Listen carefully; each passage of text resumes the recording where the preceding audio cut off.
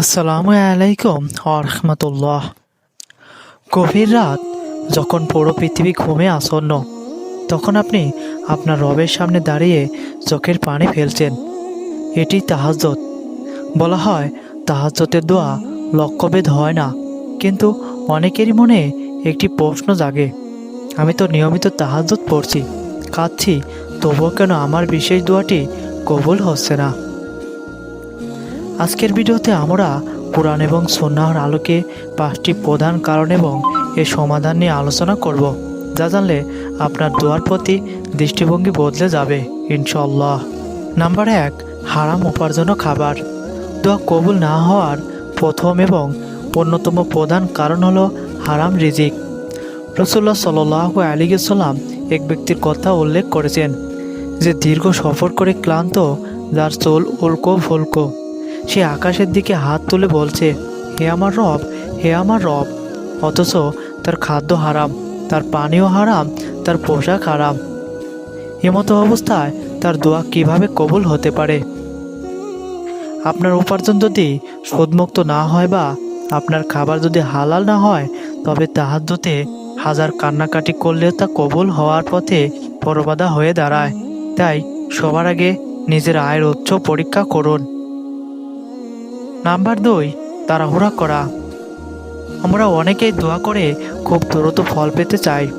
আল্লাহর রসুল সাল্লাল্লাহু আলাইহি ওয়াসাল্লাম বলেছেন, তোমাদের প্রত্যেকের দোয়া কবুল করা হয় যতক্ষণ না সে তাড়াহুড়া করে এই বলে যে আমি দোয়া করলাম কিন্তু তা কবুল হলো না কেন। দোয়া কবুল না হওয়ার এক ধরনের পরীক্ষা। আল্লাহ দেখতে চান আপনি তার উপর কতটা অটল বিশ্বাস রাখেন। হচ্ছে না কেন? এই আক্ষেপ করার মানে হলো আপনি আল্লাহর সিদ্ধান্তের উপর অসন্তুষ্ট। ধৈর্য হারানো মানেই দোয়ার দরজা বন্ধ হয়ে যাওয়া। নাম্বার 3, দোয়ার ধরনে ভুল বা অসাবধানতা। মাঝে মাঝে আমরা এমন কিছু চাই যা আমাদের জন্য আদৌ কলঙ্কর নয়। আল্লাহ তাআলা বলেন, মানুষ যেভাবে কল্যাণ কামনা করে সেভাবে অকল্যাণ কামনা করে। মানুষ তো অতিশয় ত্বরান্বিত প্রিয়। এছাড়া দোয়া কবুলের কিছু আদব আছে যা আমরা অনেক সময় ভুলে যাই।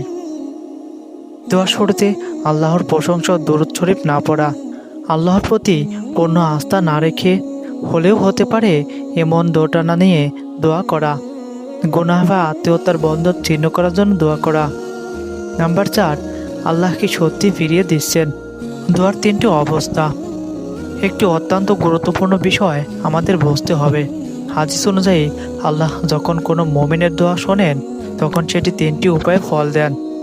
নাম্বার 1, তাৎক্ষণিক দান, যা চেয়েছেন সেটিই দিয়ে দেন। নাম্বার 2, বিপদ মুক্ত, আপনি যা চেয়েছেন তা না দিয়ে তার বিনিময়ে আপনার জীবন থেকে বড় কোনো বিপদ সরিয়ে দেন। নাম্বার 3, আখিরাতের জন্য সঞ্চয়, আল্লাহ জানেন এই জিনিসটি এখন আমার জন্য ক্ষতিকর, তাই তিনি এটি আপনার আমলনামায় জমা রাখেন, যা কিয়ামতের দিন পাহাড় সমান সওয়াব হয়ে ধরা দেবে। কিয়ামতের দিন বান্দা যখন তার না পাওয়া দোয়াগুলো প্রতিদান দেখবে, তখন সে আফসোস করে বলবে, হায়, দুনিয়াতে যদি আমার কোনো দোয়াই কবুল না হতো। নাম্বার 5, সমাধান ও করণীয় কি। তাহলে এখন আপনার করণীয় কি? নিরাশ হবেন না। শয়তান চাইবে আপনি নিরাশ হয়ে নামাজ ছেড়ে দেন, কিন্তু মনে রাখবেন তাহাজ্জুদে দাঁড়াতে পারাটাই আল্লাহর পক্ষ থেকে একটি বড় উপহার। তওবা করুন, দোয়ার আগে নিজের গুনাহের জন্য বারবার ক্ষমা চান, অটল থাকুন, দোয়ায় আল্লাহ অবশ্যই দেবেন।